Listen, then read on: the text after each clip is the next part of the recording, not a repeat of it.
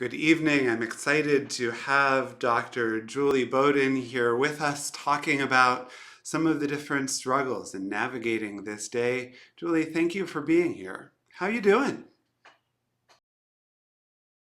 Thanks for having me. Well, I think I said to you last time that's kind of a loaded question right now, right? I think um, we are all doing as well as we can be right now. And I would say that about myself. I'm doing as well as I can be. So a little bummed out, a little disappointed. Definitely have noticed that there's some things that I've been looking forward to that are now being canceled, and I'm having, I think, some pretty natural feelings of sadness about that.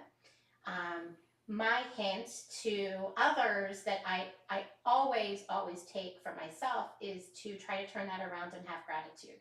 So I'm very thankful. Um, Knock on wood, I am healthy, as is my family. We have enough food, we have each other. I have a job. I am so thankful for that.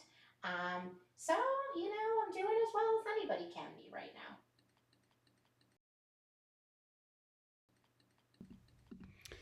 Wonderful. I'm so glad that you took the time out of your day to be with us and that everybody in your household is hanging in there. So tell us a little bit about what you're seeing in your practice right now as you see different individuals who are navigating these trying times. Are there some generalities that you might share with us? Yes, absolutely.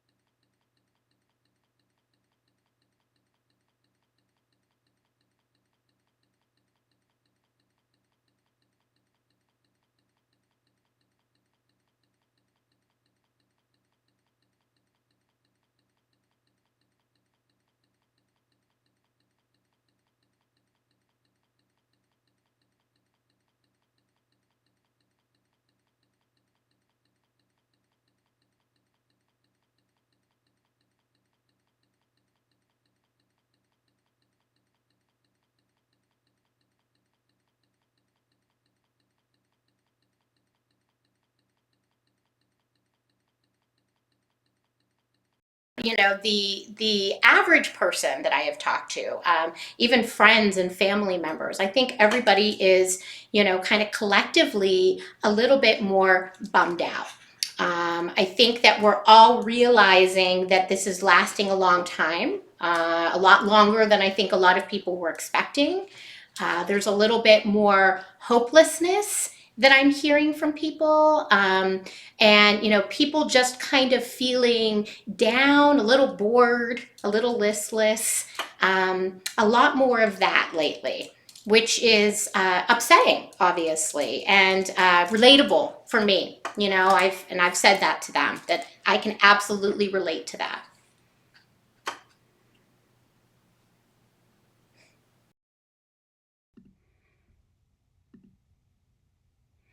Thank you for bearing with us as we manage the audio and allow us to be together in this space, even though we are distanced from the different sides of my office. It seems like we're now in this for the long haul. What changes as we move from what felt like either a minor or a major inconvenience in life into what is becoming our new normal? Such a great question, Erin. And, I found myself, I think, probably about a week ago. I was doing something really mundane around the house. I don't even remember what I was doing. It might have been just cleaning out my closet. And it occurred to me in my own head that I was going through the stages of grief. that I was actually experiencing some symptoms of grief. For those of you who are not familiar with Elizabeth Kubler-Ross, she was a very, very famous researcher, a grief researcher. And she was the one who coined the 5 stages of grief. Those 5 stages are: first, denial, anger, depression, bargaining, and then acceptance. Kubler-Ross has always said that you don't necessarily go through those stages in any particular order.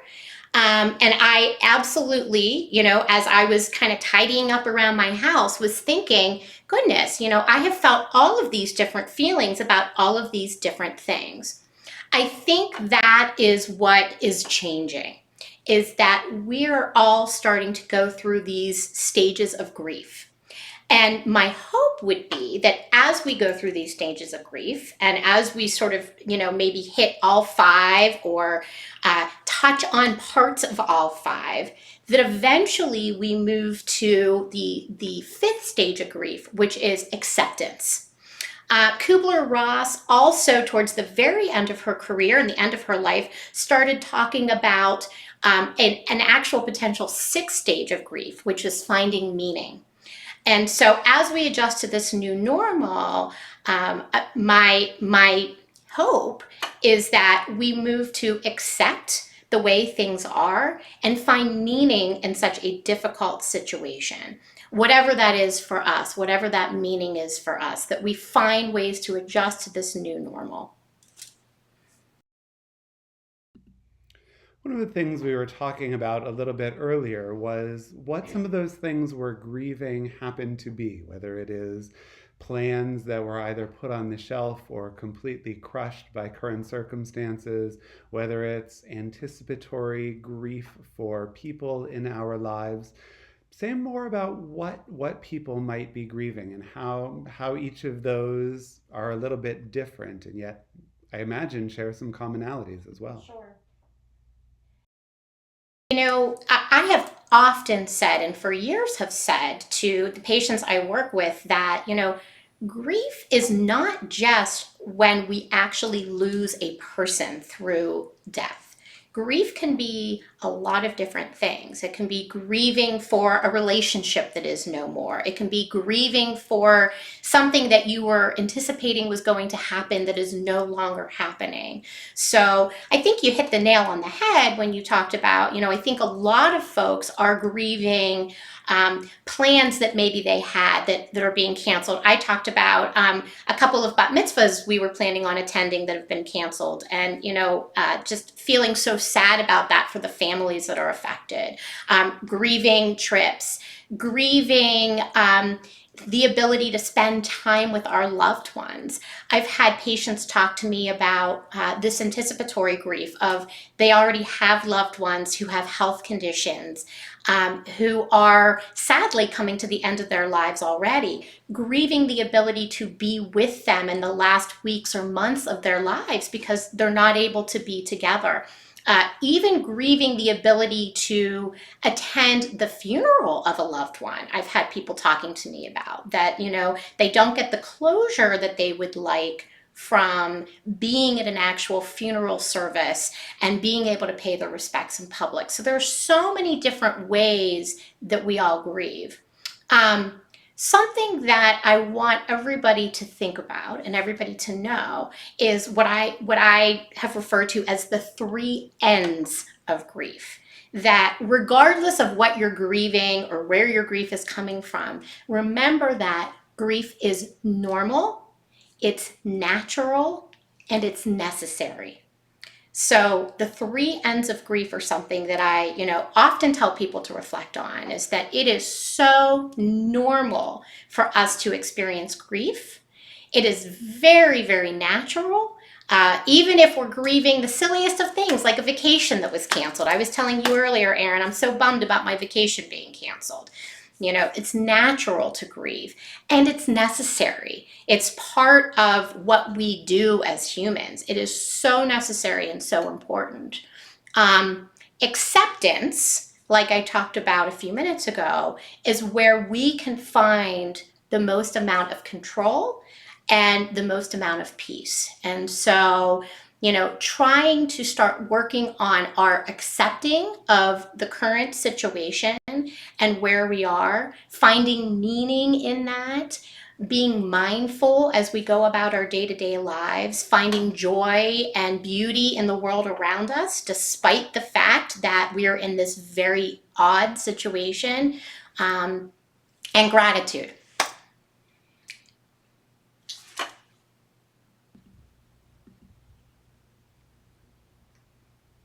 Let's talk about Passover for a minute. One of the things that I've been hearing from people, while Easter has consumed the national news cycle, and there are far more Christians than there are Jews in this country, those holidays occur pretty close together, and they bring with them the same desire to be with family, the same desire to really look at how these holidays, which are central to how we mark time and are central to our lives, are going to forever change, or at least change in this year.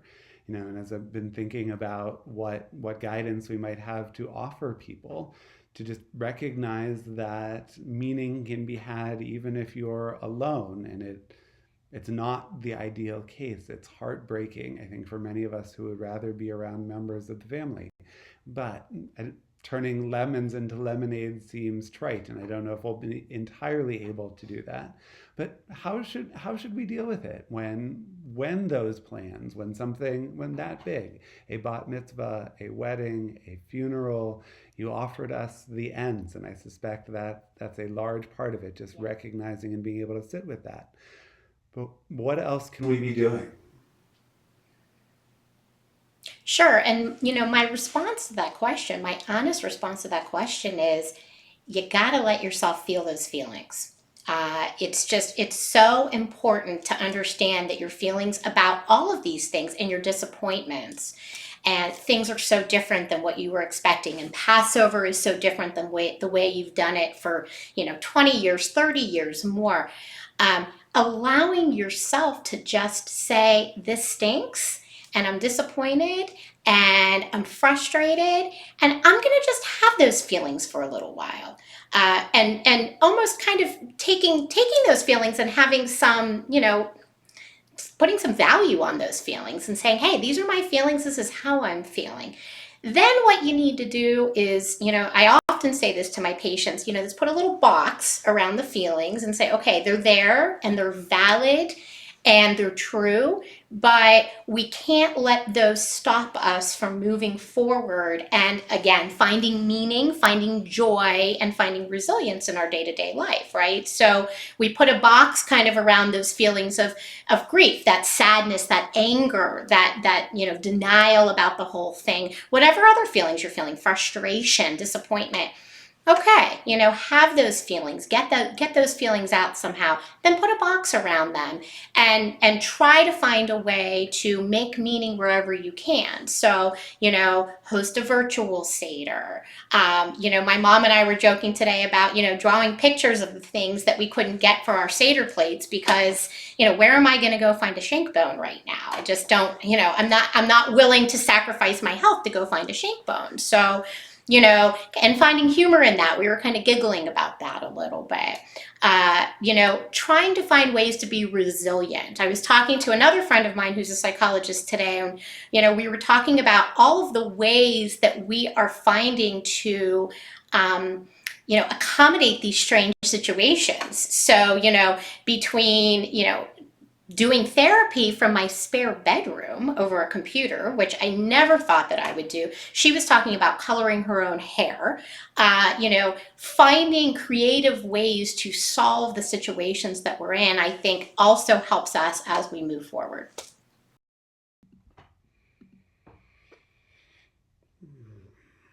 The whole world has been turned upside down, and we're all kind of shaken from those things that we were hoping for, as well as the routines of our everyday lives. I've heard a lot about the importance of sticking to routine, that, right, we can't just wear sweatpants 24 hours a day, even if it feels like we might want to. But I'm curious there's a tension there. How much should we be trying to stick to our routine, and how, but then feeling frustrated when there are things that get in the way? And how much should we have a little bit of flexibility at this time? What's that balance between routine and flexibility? I'm kind of chuckling at your question because, if any of my good friends are watching, and I know some of you probably are, people who know me well know that I am a huge proponent of routine. I think routine and structure are so important. And I tout that, up to the mountaintops for people, that routine and structure make us feel safe. They help reduce our anxiety. They just make us feel like we have some control in this, especially in this world nowadays, this sort of uncontrollable world. But the flip side of that is that if we have our routines so rigidly in place, we run into the danger of having these very unrealistic expectations, or not being able to be flexible and kind of bend ourselves to the particular situations that we're in. And so, what I propose is certainly, once again, having a good routine. I think last time we talked, Aaron, I said, get up in the morning, take your shower, get dressed, put on your shoes. Even if you're not literally going to your office, I'm walking up the steps and going into my spare bedroom, I'm still dressed and I've got my makeup on, and I'm trying to wear something somewhat professional, at least on top, so that I get that sense of routine. But this is also a good time to practice flexibility. Like I talked about before, we have to be flexible right now. You have certain things that maybe we would like to be part of our routine, or used to be part of our routines, are just no longer there. The gym, for example, I think that's one of the things I've been mourning, is I miss the gym so much. And it's just not an option right now. So, all right, I already had my gym routine. I know when I usually work out. I'm just not doing it at the gym anymore. I'm doing it from home. I'm taking a run in my neighborhood. So having some flexibility with that, and finding the balance between, yes, having a good routine, but also knowing, hey, we're not in routine times right now. So there's got to be a little bit of give with that. At the accepted risk of making this my own personal therapy session, which God knows I could use as well as anyone else, recognizing, I hope that this question pertains to a lot of people who are functioning in the professional space right now. There's a balance to be struck between over functioning in this time of crisis, trying to hold ourselves to an impossible standard, and under functioning, just letting each of these moments kind of slip by without the emotive responses we might otherwise feel, even when we recognize that's not normal. The tension between over functioning and under functioning, how to just function in a challenging time. How does one balance those two out? Where is that sweet spot to be found? Aaron gave me the questions he was planning on asking before I came in tonight, so I could kind of have a little bit of time to look at them and have an idea of what I wanted to say. And when I read this, my psychologist heart just fluttered, because this is such a hot topic that I talk about all the time in my practice, the concept of over functioning and under functioning. And it's so relevant now more than ever. Just for those of you who haven't heard these terms before, so overfunctioning is the idea of putting a ton of pressure on yourself to be everyone to everybody at all of the time. So these are folks who are just running all over the place, trying to make everything right, and really, really taking care of everybody else, and sometimes, putting themselves on the back burner. These folks often end up feeling very overwhelmed, very stressed, and they aren't the best at self-care. And that is obviously not where we want anybody to be, because for obvious reasons. We don't want those stress levels to be high. Underfunctioning, on the other hand, is, these are folks who are really relying more on other people to kind of dictate anything that is going on in their lives. They zone out a lot. They're kind of just existing. These are your folks who are spending, especially nowadays, all day on the internet or just zoning out in front of the TV. Their energy level might be really low. They're not as motivated to do things. They're letting, like you said, Aaron, letting life slip by without really making any meaning in it. Obviously, we don't want that either. Those folks in particular, I believe, are at a higher risk for just depression and more isolation. So, the key is to find people and to help people function in that sweet spot, right in the middle, where they are functioning at a really healthy adult level. To find that sweet spot, Aaron, you said, how do we find that? And, what do we do to find that balance? I say first and foremost, particularly and obviously for those overfunctioners, recognize the signs of burnout. So Aaron, this goes out to you. So, any sort of extra physical symptoms, headaches, stomach aches, you're noticing that you're just more tired at the end of the day. This was how I was feeling my first week, all virtual. I was just so much more tired. I was feeling so much more burnt out. My energy was lower. These are folks who, when you're burnt out, you have a lack of motivation, you're engaging in maybe unhealthy coping skills. So maybe you're drinking too much or you're finding yourself just coping in any way possible. If you are experiencing symptoms of burnout, chances are you're overfunctioning. And this is when it's time to take a step back and start engaging in a little bit more self-care. So recognize when you're burning out, keeping a good schedule, scheduling in time for yourself, scheduling a differentiation between work and personal time, and really sticking to that, having a boundary between those two things is so important. Making sure that you're continuing to fulfill your life roles. So, and this goes out to the underfunctioners, what should you still be doing? Are you doing those things? Are you checking in with your family members? Are you still participating in your role as mother, father, grandchild, child, employee? Basically still doing what you should be doing. Finally, I think, to find that balance is really making sure that you're finding time for that self-care. And so if you can't think of the last time you just kind of relaxed for a few minutes, took it easy, or on the contrary, if you haven't done anything productive for 2 or 3 days, we want to find somewhere in the middle of those two things. So taking some time to relax, taking some time for yourself, but on the other hand, not letting the days slip by, not changing clothes and just kind of lounging around for days on end, because that's not good for anybody either. Dr. Julie Bowden, any questions that I should have asked? Anything else on your mind this evening that everyone should hear? I'm waiting for the camera to get back to me. Okay, we're learning this technology thing, guys. I think what I'd like to end with is not necessarily a question you didn't ask, but I think something that needs to be put out there again is the idea of gratitude. Gratitude, I think nowadays is almost such a trite concept. It's talked about so many places. I mean, if you watch any show, any talk show, anything on social media, it's a hashtag all over the place. But the cool thing about the concept of gratitude is gratitude really counterbalances anxiety.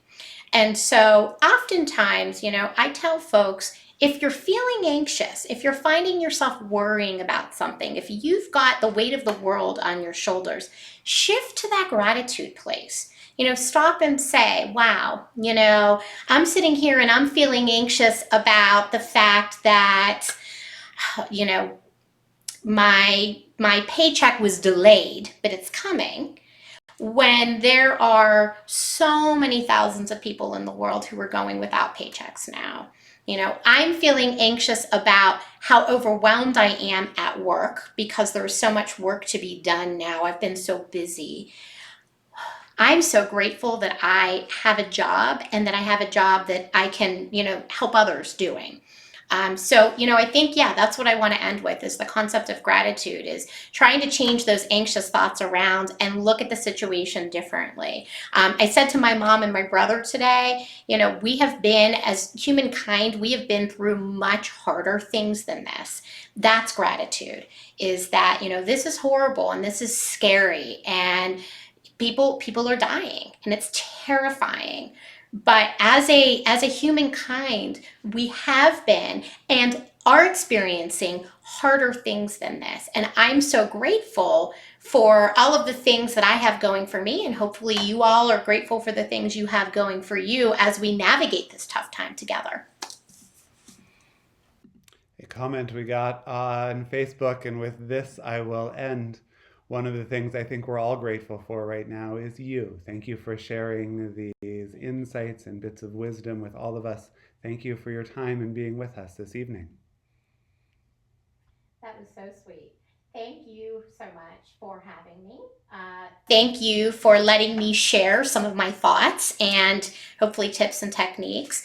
And, just a reminder to everybody, help is out there. If you're experiencing any mental health challenges right now, whether it's depression, anxiety, extreme loneliness, help is out there. We are all working harder than we have ever worked. I can speak for myself and all of my colleagues that we are busy and we are working, and therapists are taking on patients right now. It's going to look a little different than it normally does, but know that help is out there. And if anybody is looking for resources, I shared them last time I talked, but feel free to reach out to Erin or reach out to me directly. I'm happy to share resources and referrals with you.